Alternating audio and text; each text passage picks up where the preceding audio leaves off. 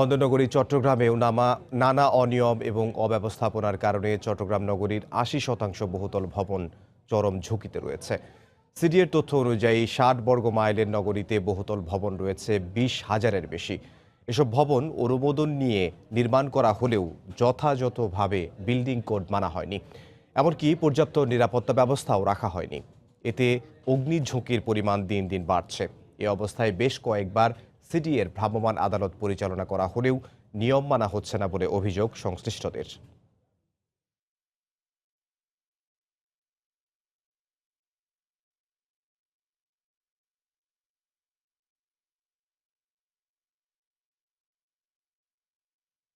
চট্টগ্রাম নগরীর ঝুঁকিপূর্ণ ভবন প্রসঙ্গে আলোচনার জন্য চট্টগ্রামের কাজির দেউড়ি থেকে যোগ দিচ্ছেন রিপোর্টার কমল দে। যাচ্ছি তার কাছে। এমদাদ, আপনি জানেন যে মানবসৃষ্ট দুর্যোগ থেকে কোনো মুক্তে ঝুঁকিমুক্ত নয় এই বন্দর নগরী চট্টগ্রাম, বরং নানা অনিয়ম এবং অব্যবস্থাপনার কারণে এই ঝুঁকি কিন্তু দিন দিন বাড়ছে। এখানে যেমন অপরিকল্পিত নগরায়ন হচ্ছে, সেই নগরায়ন করতে কিন্তু ঝুঁকিপূর্ণ কাজগুলি করা হচ্ছে, বহুতল ভবন হচ্ছে, বিল্ডিং কোড মানা হচ্ছে না। সেই বিষয় নিয়ে কথা বলবার যে চট্টগ্রাম শহর কতটা এখন পর্যন্ত নিরাপদ রয়েছে বা নিরাপদ রাখা যায়, সে বিষয় নিয়ে আজকে আমরা আলোচনা করব। আমাদের সাথে রয়েছেন আজকে ফায়ার সার্ভিসের সহকারী পরিচালক মোহাম্মদ জসিমউদ্দিন, এবং সাথে রয়েছেন নগর পরিকল্পনাবিদ এবং চট্টগ্রাম উন্নয়ন কর্তৃপক্ষের সদস্য স্থপতি আশিক ইমরান। তো প্রথমে আমি কথা বলবো ফায়ার সার্ভিসের সহকারী পরিচালক জসিম ভাইয়ের সাথে। জসিম ভাই, আপনাকে স্বাগতম।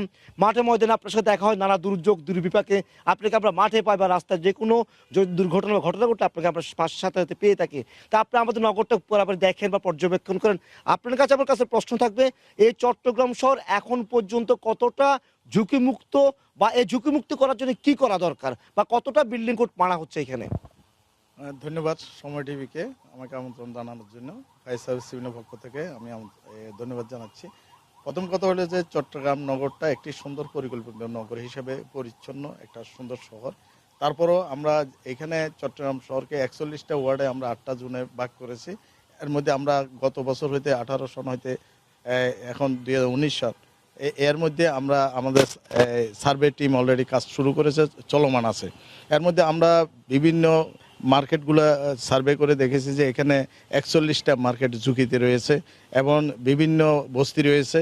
এর মধ্যে আমরা বহুতল ভবন, বাণিজ্যিক ভবন এগুলো আমরা সার্ভে করেছি। এর মধ্যে মেডিকেল সহ সবগুলো সার্ভে করার সাথে সাথে আমরা যে জিনিসটা দেখেছি যে এখানে ৯৩% অর্থাৎ যারা এই নকশা অনুমোদন দিয়ে থাকে তারা ফায়ার সার্ভিসের সেফটি এনশিওর করার জন্য তারা সেখানে সত্য দিয়ে থাকেন, কিন্তু যারা মালিক পক্ষ তারা ৯৩% জানা হোক অজানা হোক তারা অনুমতি নেয়নি। ফায়ার সার্ভিস থেকে যে অনাবর্তি প্রথম নিতে হয় ভবন করার পূর্বে, সে অনাবর্তির সাথে লেখা থাকে যে কিভাবে অগ্নি নিরাপত্তা বাস্তবায়ন করতে হবে, একটা সেফটি প্ল্যান অনুমোদন দেয় অধিদপ্তর থেকে। সে আলোকে তাদের ভবনটা নির্মাণ করার কথা। পরবর্তীতে যখন বসবাসের করার সময় আসে তখন এই তারা ছাড়পত্র নেওয়ার নিয়ম থাকে, যেটাকে আমরা অকুপেন্সি সার্টিফিকেট। কিন্তু এটা কি মানা হচ্ছে এখানে? আসলে আমরা তো বললাম যে ৯৩% এনওসিও নেয়নি। যে ফায়ার সার্ভিস যে আছে মালিক পক্ষ হোক, যারা এই বিল্ডিংগুলো করে তারা জানে কিনা আমি জানি না, কিন্তু তারা ৯৩% আমরা দেখেছি যে অনাবত্তিও নেয়নি। সেভাবে আমি আপনার কাছে আবার আসবো। আমি আশিক ভাইয়ের কাছে আসি। আশিক ভাই, উনি তো অনেক অভিযোগ করলেন আপনারা ভবন নির্মাণ করেন, ডিজাইন করেন, আপনারা আবার চট্টগ্রাম উন্নয়ন কর্তৃপক্ষের সদস্য, এই দায় আপনারা নেবেন কিনা? অবশ্যই এই দায়ভার তো চট্টগ্রাম উন্নয়ন কর্তৃপক্ষের উপরেও বর্তায়। তবে আমরা যেটা লক্ষ্য করি যে অনুমোদিত নকশা কিন্তু শতভাগ কোড এবং আইন মেনেই কিন্তু করা হয়, কিন্তু সমস্যাটা হয় যখন ভবনটা নির্মাণ হয়, তখন মালিক পক্ষ এই যে কোড এবং যে শর্ত সাপেক্ষে তারা অনুমোদনটা পেয়েছেন সেই শর্তগুলো মানার ব্যাপারে একেবারেই উদাসীন। এক্ষেত্রে ফায়ার সেফটি তো আছেই, পাশাপাশি যতটুকু জায়গা ছেড়ে ভবন করার কথা সেই ততটুকু জায়গাও তারা ছাড়তে চান না। একজন স্থপতি হিসাবে আমি শুধুমাত্র তাকে অনুরোধ করতে পারি, কিন্তু এছাড়া আমার কাছে কোনো ইনস্ট্রুমেন্ট বা মেকানিজম নাই যে আমি এটা ওনাকে বাধ্য করে আইন মেনে ভবন করতে। এই ক্ষেত্রে চট্টগ্রাম উন্নয়ন কর্তৃপক্ষের জনবলের সংকট তেমনি রয়েছে। আমি মনে করি কিছুটা কোনো ক্ষেত্রে আন্তরিকতার অভাব হয়েছে। যদি এটা নিয়মিতভাবে বিভিন্ন বিল্ডিংগুলো পরিদর্শন করে যেগুলোতে বেশি মাত্রায় অননুমোদিত অংশ পাওয়া যায় সেগুলোকে যদি শাস্তির আওতায় আনা যেত, আমার মনে হয় এই প্রক্রিয়াটা কিছুটা হলো নিয়ম সহনশীলতার মধ্যে থাকতো। এবং ফায়ার সেফটির ব্যাপারে একেবারেই কিন্তু উদাসীন। আমরা এখন যে সমস্ত হাই রাইজ বিল্ডিং এর ডিজাইন করছি, স্বাভাবিকভাবে এখন একটা জনবহুল শহরে জনবহুল দেশে আমাদের হাই রাইজ বিল্ডিং করতেই হবে এই বিপুল সংখ্যক মানুষের আবাসনের এবং ব্যবসার ব্যবস্থা করার জন্য। এক্ষেত্রে পাশাপাশি ফায়ার সার্ভিসের এবং অন্যান্য যে সিভিল ডিফেন্স অর্গানাইজেশন আছে সেগুলোর সক্ষমতাও কিন্তু বাড়াতে হবে পাশাপাশি। আশিক ভাই, আপনার কাছে আবার আসবো। তা আমরা শুনছিলেন যে দুজনে বলছিলেন, তা আমরা একটা বিরতিতে যাব, আমরা একটা এখন বিরতিতে যাব। বিরতির পর আমরা আবার ফিরে আসব। বন্দরনগরী চট্টগ্রাম কতটা ঝুঁকিমুক্ত রয়েছে এবং তাকে পুরোপুরি ঝুঁকিমুক্ত করার জন্য কি করা দরকার সে বিষয়টি আমরা আবারও আলোচনা করব বিরতির পরে। দেখছেন জনপদের সময়, সঙ্গেই থাকুন।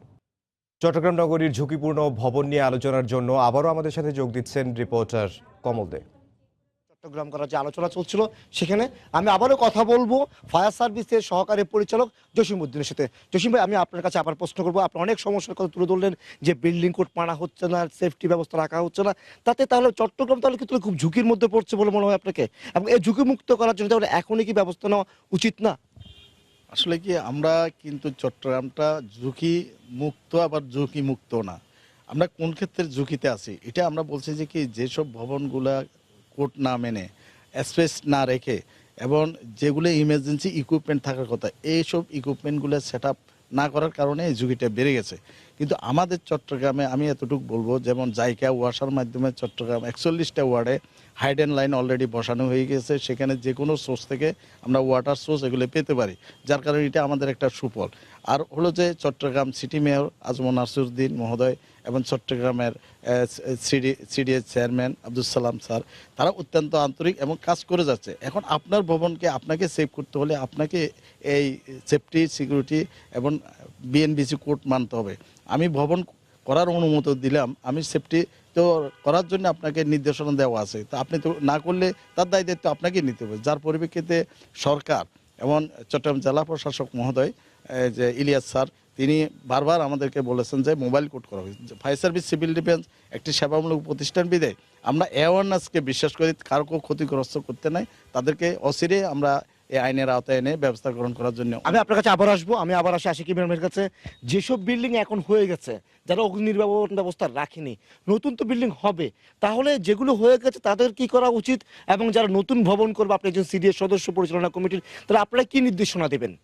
আমরা যেটা আশা করব, ফায়ার সার্ভিস এখন যে সার্ভেটা পরিচালনা করেছেন বা এখনো করছেন এবং তার একটা রিপোর্ট তৈরি করে যে সমস্ত ভবনগুলো ঝুঁকির মধ্যে আছে এবং যে সমস্ত ভবনগুলো কোড না মেনে ফায়ার সেফটি না রেখেই আছে, সেগুলোকে শুধু জরিমানার মধ্যে সীমাবদ্ধ না রেখে একটি সুনির্দিষ্ট সময়সীমা বেঁধে দিয়ে যে এর মধ্যে তারা যদি তাদের যে কোড অনুযায়ী ফায়ার সেফটি ব্যবস্থা গ্রহণ না করে তাহলে সেই ভবন ব্যবহার করতে দেওয়া হবে না বা সিলগালা করে দেওয়া হবে।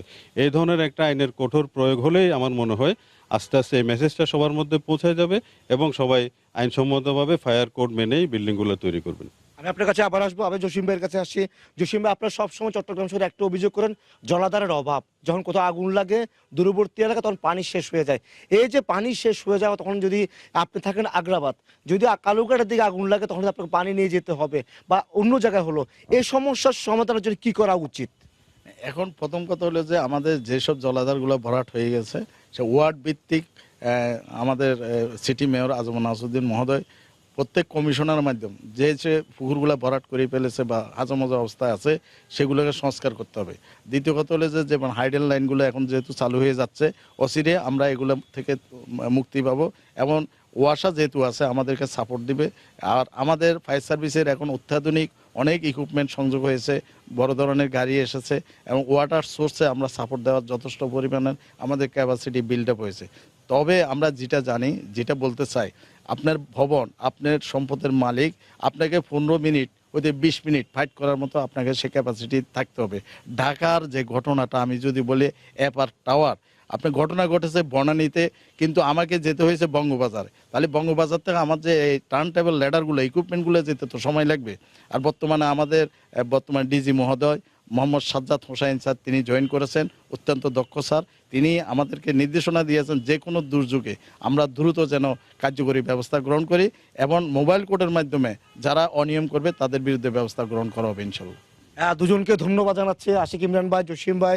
আমরা আপনি শুনছিলেন বন্দরনগরী চট্টগ্রাম কিন্তু 60 বর্গ মাইল, এখানে কিন্তু লোক সংখ্যা প্রায় 60 লাখের বেশি এবং গিঞ্জি অনেকগুলো বস্তি রয়েছে এবং বহুতল ভবন রয়েছে 20,000-এর বেশি, যেখানে বলা হচ্ছে 93% বিল্ডিং কোড মানেনি, অগ্নি নির্বাপন ব্যবস্থা রাখেনি এবং একই সাথে চট্টগ্রাম শহর যে পুকুরগুলি ছিল সেগুলি ভরাট হয়ে গেছে, যেখানে জলাধারের ব্যবস্থা নেই। অর্থাৎ নানামুখী সমস্যা জর্জরিত বন্দরনগরী চট্টগ্রাম।